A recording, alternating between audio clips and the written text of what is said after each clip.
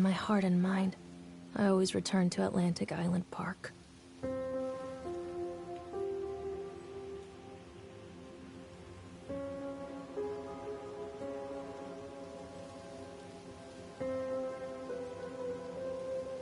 Where's Mr. Bear?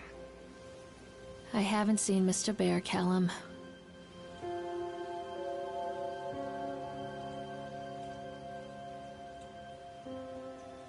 Stay in the car. I'll go and ask information.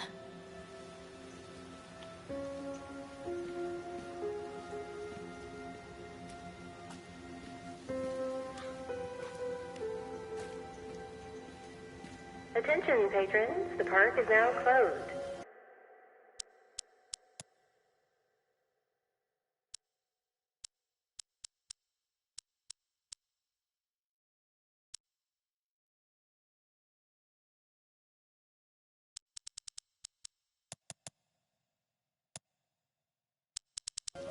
Please make your way to the car park at your earliest convenience.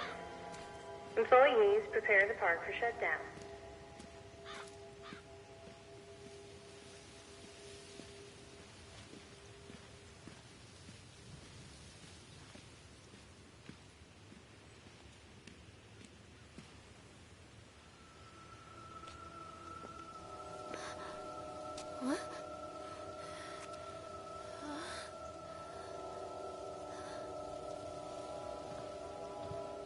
Hey, Lorraine. Lorraine. Don't blame yourself, Lorraine. People lose things all the time. Take a deep breath and think about the last place you saw your son's teddy bear. Hey, stop! I think your boy just ran into the park. I'll unlock the gates for you.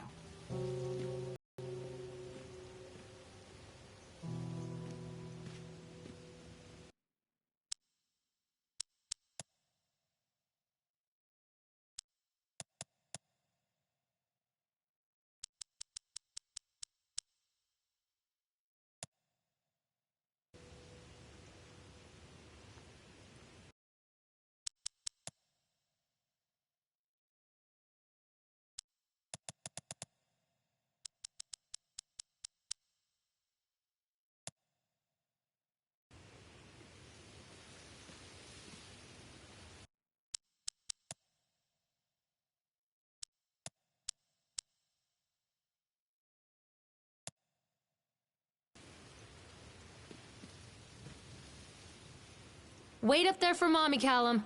Over here.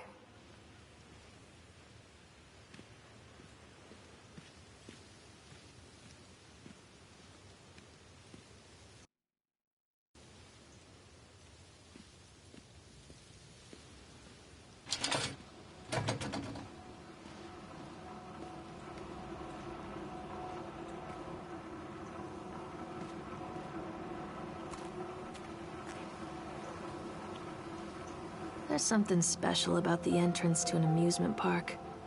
A line drawn between the real world and the world of whimsy within. On this side, the apathy of our everyday lives. And on the other, anything we might dare to dream. It's no wonder Callum ran back inside. I wouldn't want to leave either. Attention employees, the park is now closed. Have a safe journey home.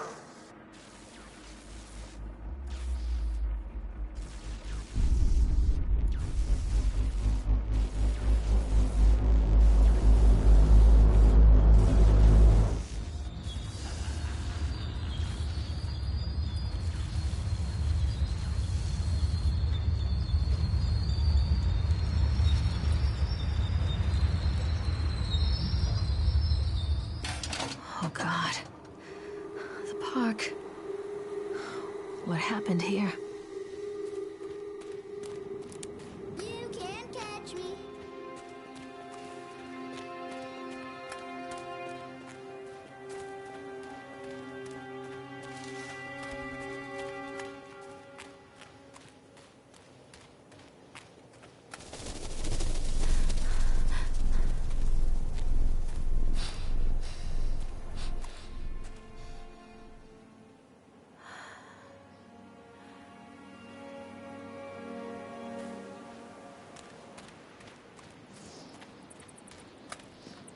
too dark. I'm not going in there without a flashlight.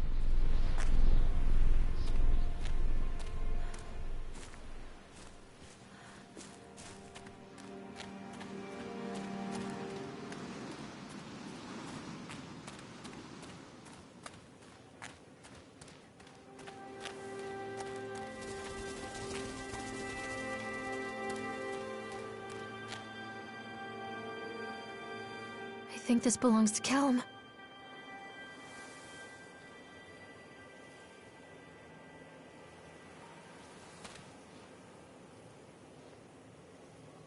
Chad the Chipmunk, huh? Just a drunk guy in a suit.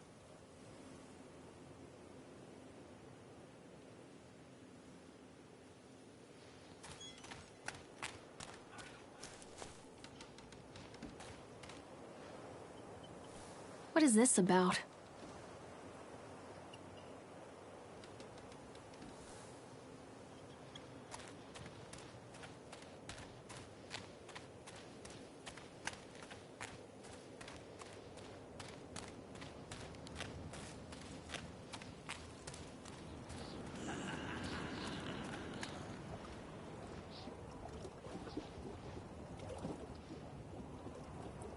Callum, stay where you are!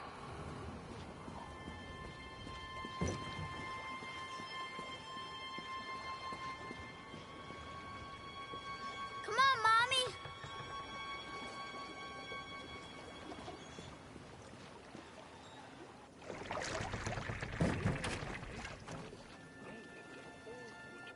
A boy named Hansel. They were very poor and had very little to bite or suck.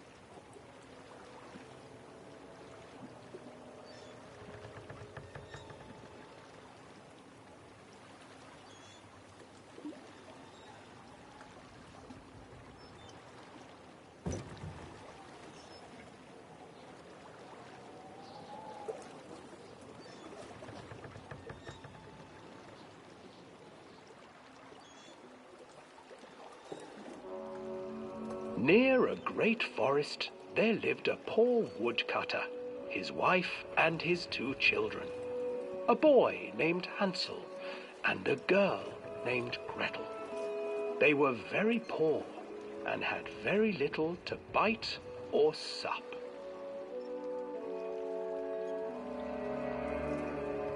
"What will become of us?" the woodcutter asked his wife one night. "I tell you what, husband, we will take the children into the thickest part of the forest tomorrow and abandon them there." "No, my wife, I cannot do that," said the man. "Then we will all 4 starve, you fool." Hansel and Gretel overheard their parents talking, and Gretel began to weep. "Do not fret, Gretel," Hansel said. He crept out of the hut and gathered white stones from the ground to fill his pockets.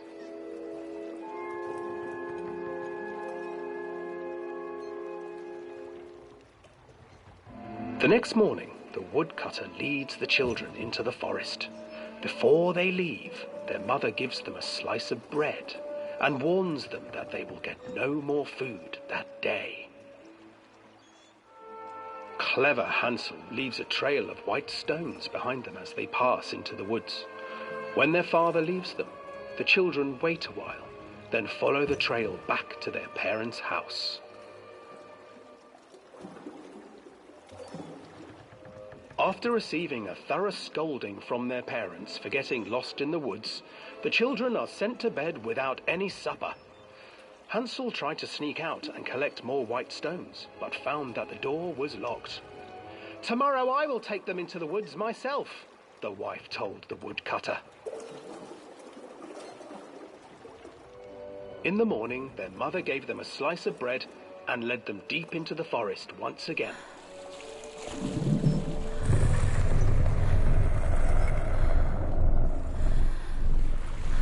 Hansel broke his bread into pieces and left a trail of breadcrumbs to lead them safely home.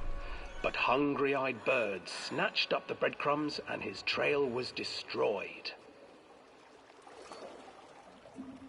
A abandoned by their parents and unable to find the trail home, the children wandered in the forest for 3 days.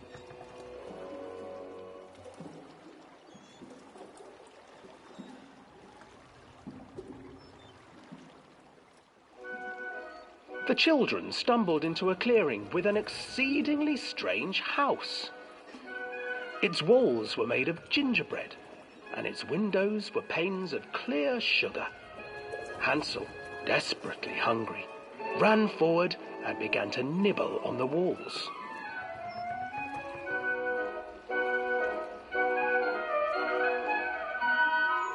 Nibble, nibble, little mouse. Who is nibbling at my house? An old woman emerged from the house, sniffing the air and peering around with cloudy eyes. Oh, you dear children, who brought you here? Just come in and stay with me. No harm will come to you. But Hansel and Gretel stayed back, for the old woman reminded them of their cruel mother. Come, children, don't be afraid. I have something for you. The old woman offered them 2 enormous lollipops. The children took them and began to eat. You see, nothing to fear here. Come inside, the old woman urged, and the children, still licking their sweets, followed.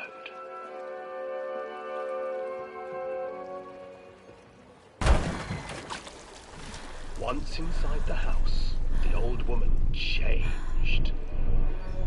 She stuffed Hansel into a cage and put Gretel to work, sweeping and cleaning her hut. Your brother will make a good mouthful, the old witch told Gretel. Once he is fattened up, I shall feast upon him.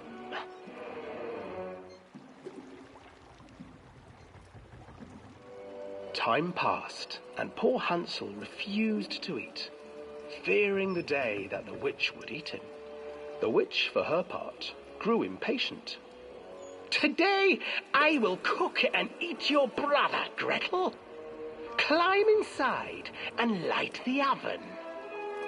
But Gretel pretended not to understand. I do not know how. Where is the opening? Fool, the old witch said. The opening is here. And she moved to show Gretel. Seizing her courage, brave Gretel gave the witch a shove, and the old crone tumbled forward into the oven. Gretel slid a large iron bolt over the door to the oven.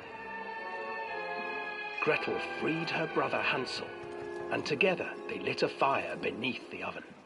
And though she screamed and begged, the children and the witch was cooked. And then, because even children can't survive on sweets, they divided up the body of the old witch and ate her.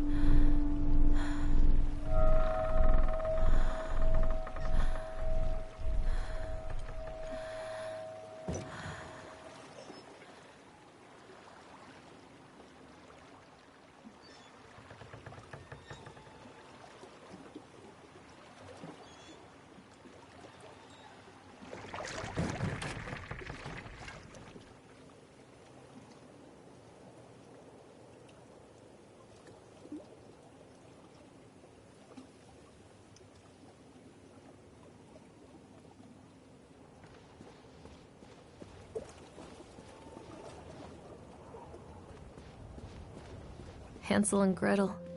I used to read it to Callum when the electricity was shut off. Those poor children. The whole world against them.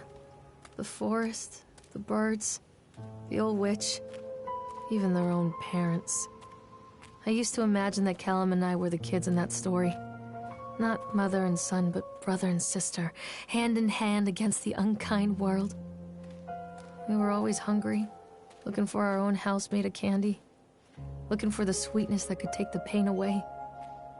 Hunger leads people to desperate, terrible places where the tree branches reach like claws.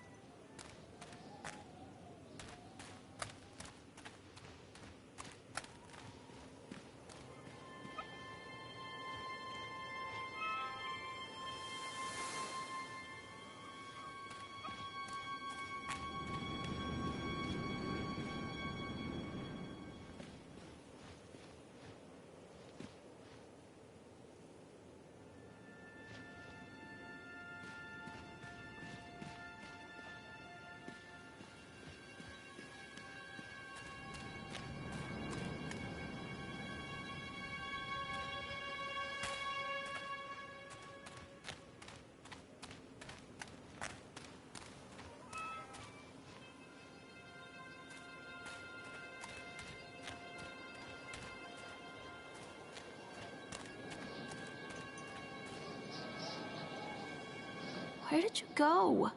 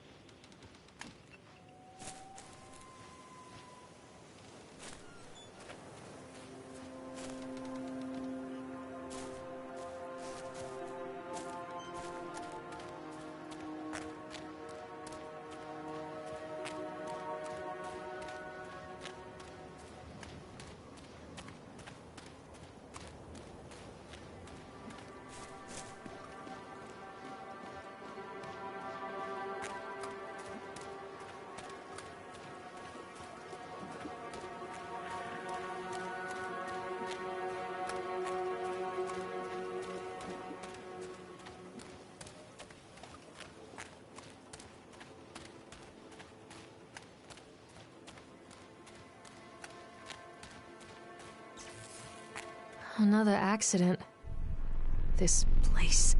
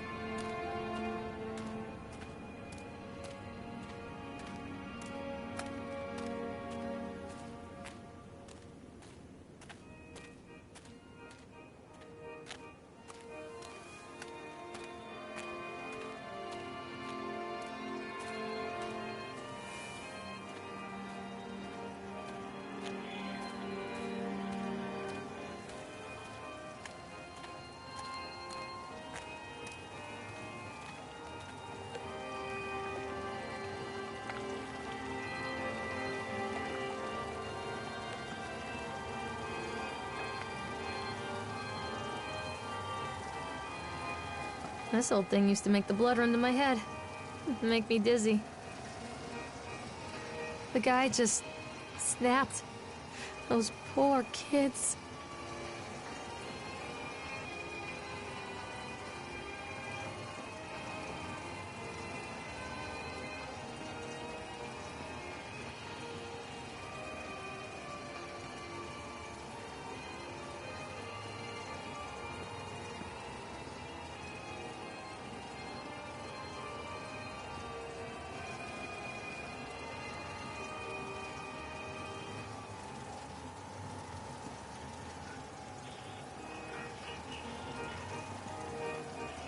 Oh, I remember this.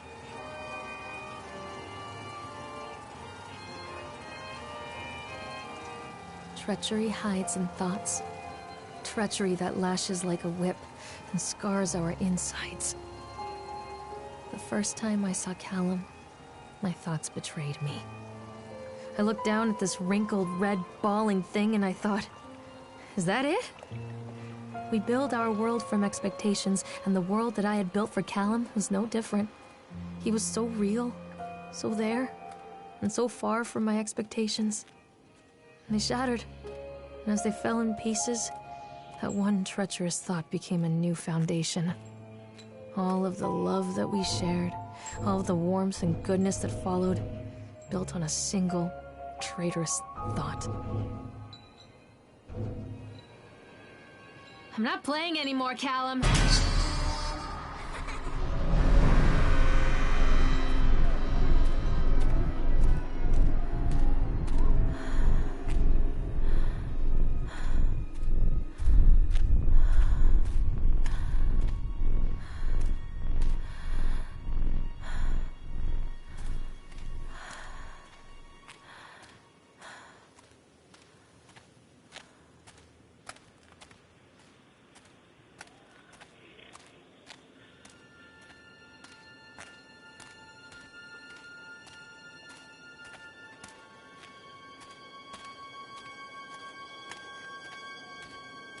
Constant crashes and 80s music. Guess it floats someone's boat.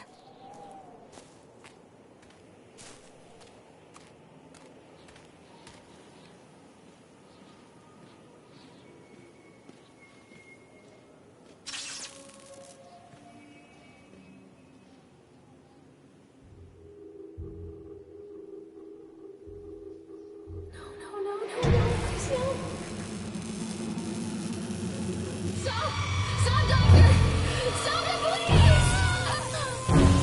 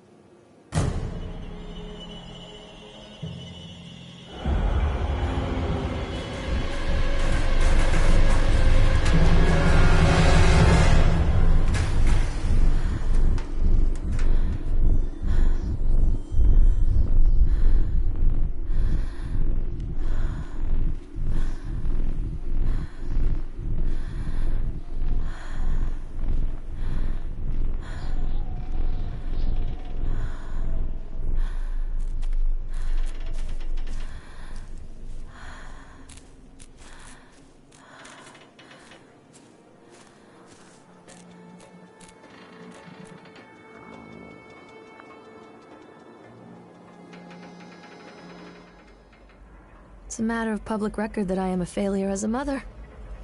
Once, when Callum was very small, I left him asleep in the car while I ran an errand. Don't even remember what it was. When I came back, the sheriff was standing next to the car, watching my boy through the window. I didn't like what I saw in his eyes. Judgment. He wrote me the ticket without saying a word. Just the scratch of his pen on the notepad. When he gave it to me, our eyes met. I know what you're going through. My daughter, Helen, she just gets some help. Help was a bolt of lightning. Help was 1,000 volts surging through my veins. Help is agony.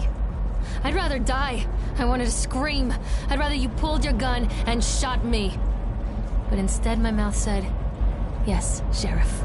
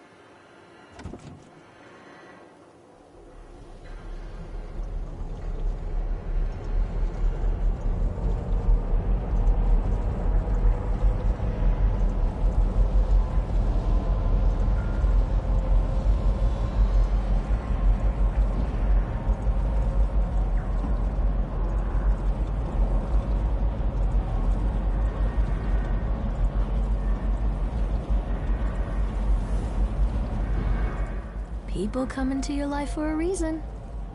Dad used to say that before Mom ran off. After that, he mostly just drank. Things were different for Don and I. When we met, I was sweeping the floor at Susie's diner. He came in with some workers, but he didn't try to flirt or cop a feel like the others. He just ordered a coffee and sat there, watching me. When my shift was over, he offered to walk me home.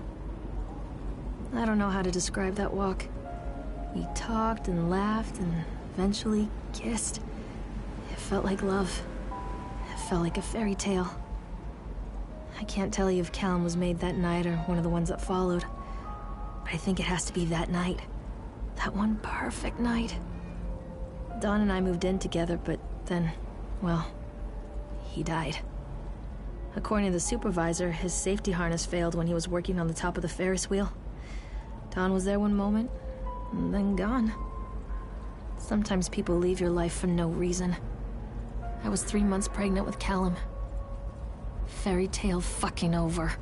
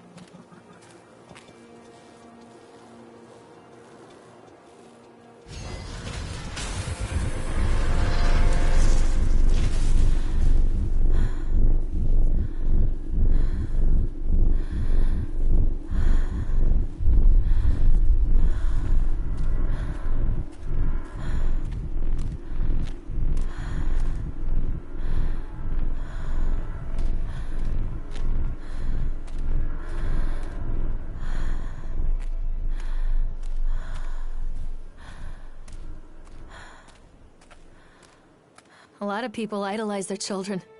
You hear them talking about their kids and just the way they talk, their fucking voices make me want to vomit. My angel likes to read, and little Johnny is so good on the piano. Fuck those people! You give up 9 months of your life carrying them, you traumatize yourself giving birth to them, and then you spend the rest of your life as their slave. Wiping asses, mopping a piss, feeding them. Little life-sucking monsters who take and take and take until... we all go insane. Any parent who pretends otherwise is just dishonest. That's called choice supportive bias. I am honest. Callum really grinds my gears, and he owes me everything. Everything. It'd serve the little fuck right if I just abandoned him.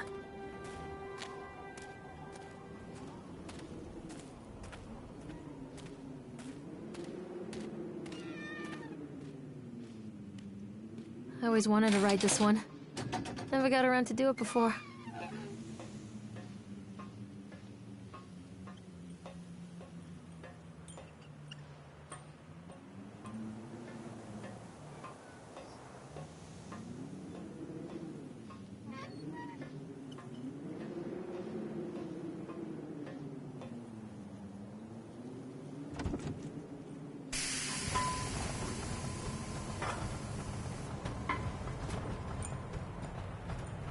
What do you want?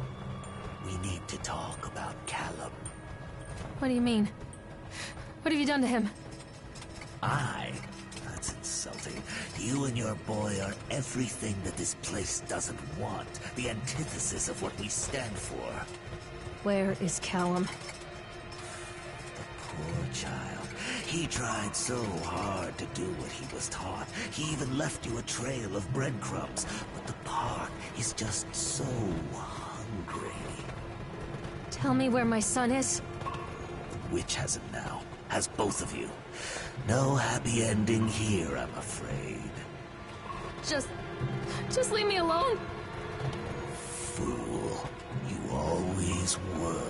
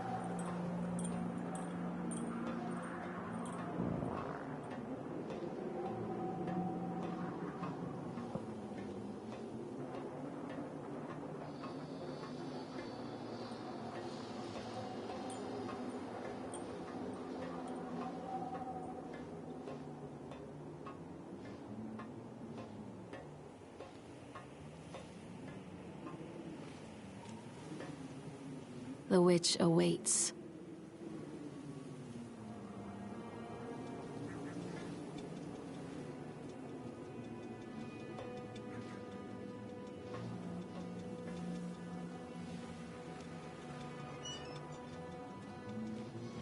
Callum?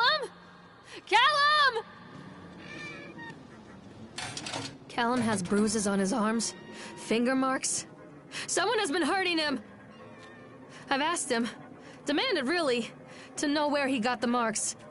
But he doesn't want to answer me. Something has scared him into silence. He doesn't dare talk. He's been changing too. Something sinister lurks in the darkness behind his eyes. I catch him staring at me at odd moments. In the night, he tosses and turns and cries out words that I cannot understand. When I try to soothe him, he snaps and bites at my fingers. I think he wants to talk to me. I think he wants to tell me. But they are watching him every minute of every day. They are whispering to him in his sleep, changing him. They are taking my baby away from me. I can save him. There will be pain. But I love him, and in the end, he will understand why. The whole town was shocked by that one. Never found out who did it.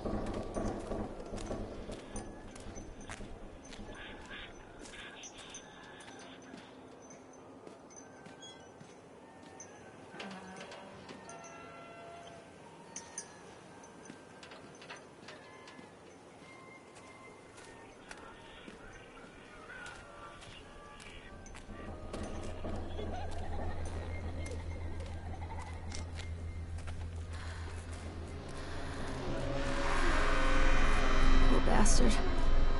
Who did this to him?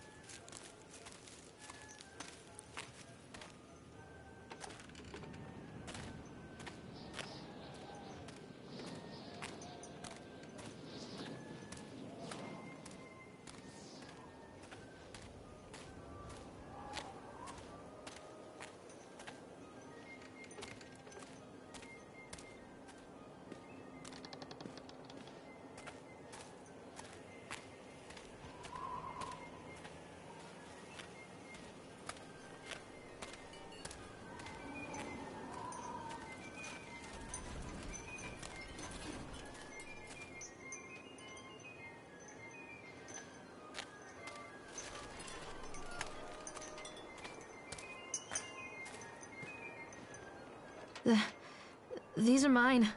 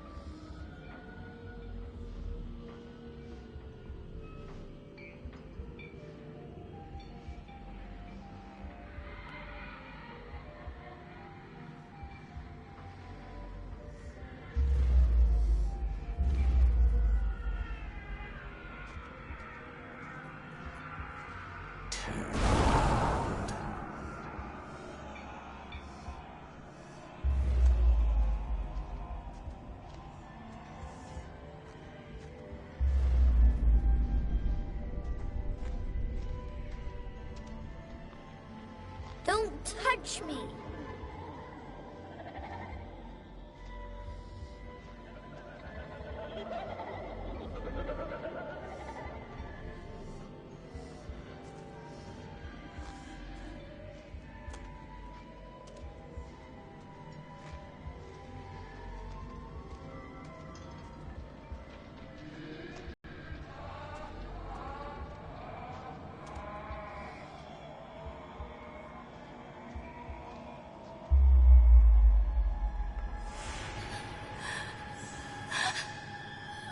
No.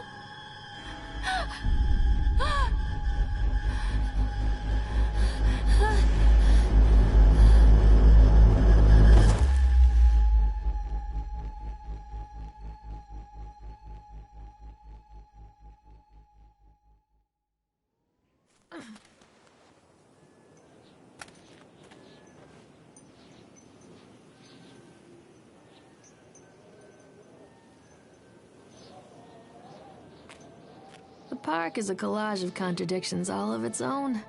Millions of people die every year in car crashes, and the park has little cars designed specifically to simulate that action.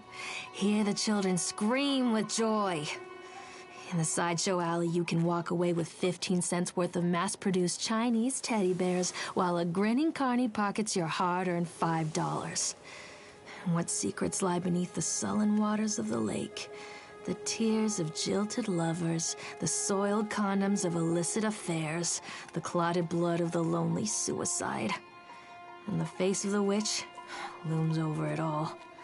I've always despised her toothy grin and warty nose. I hate that sparkle in her weathered, watchful eyes. I think Callum is waiting for me. Inside.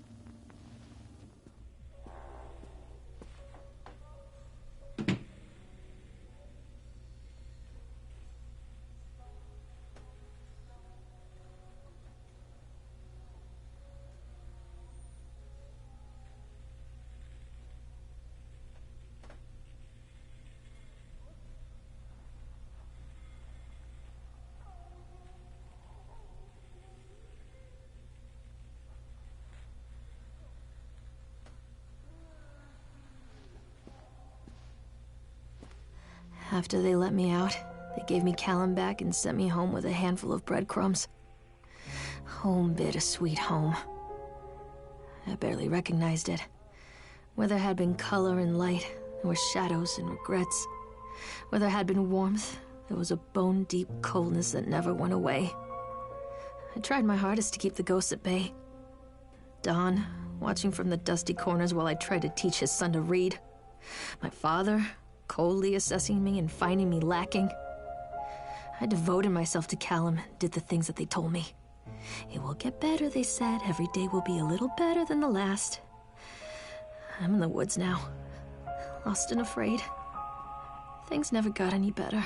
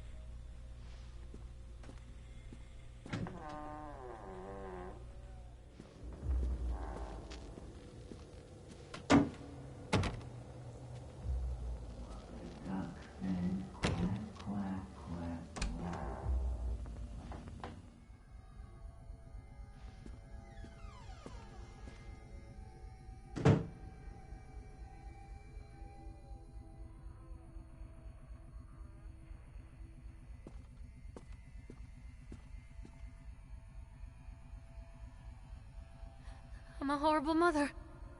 Where is he?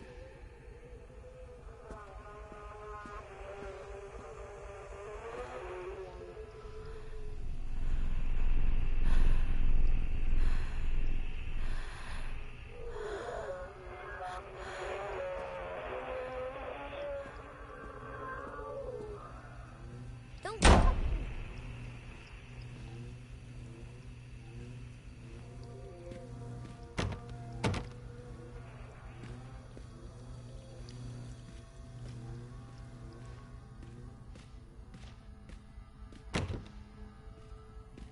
One little duck went out one day over the hills and far away.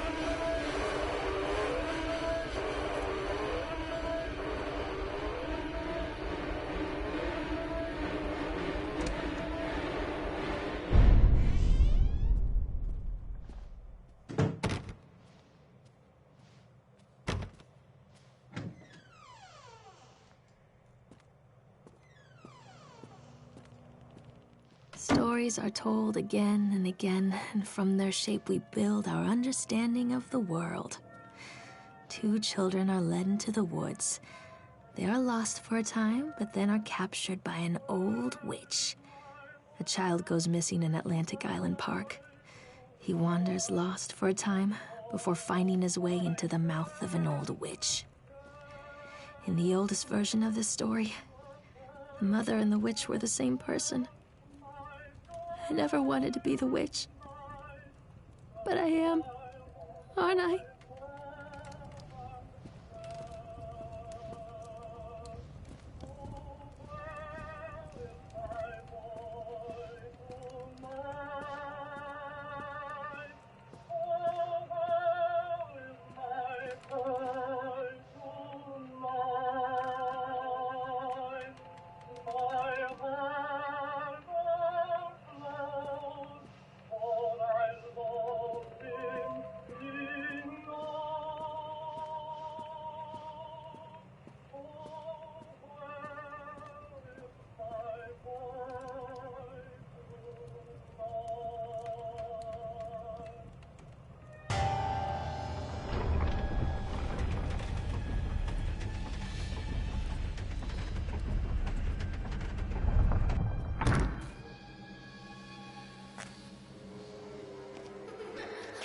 Callum.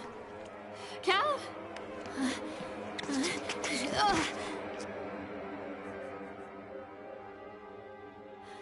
Callum. Callum. Callum!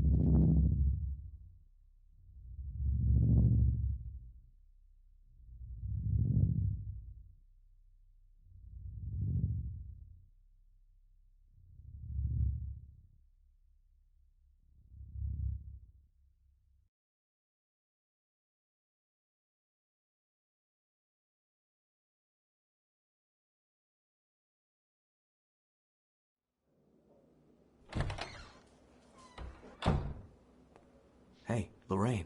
Lorraine. Don't blame yourself, Lorraine. People lose things all the time.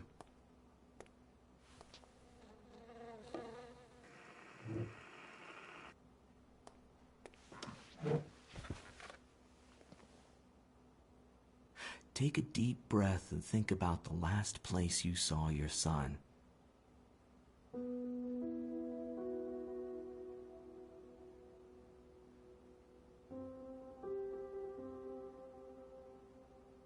In my heart and mind, I always return to Atlantic Island Park.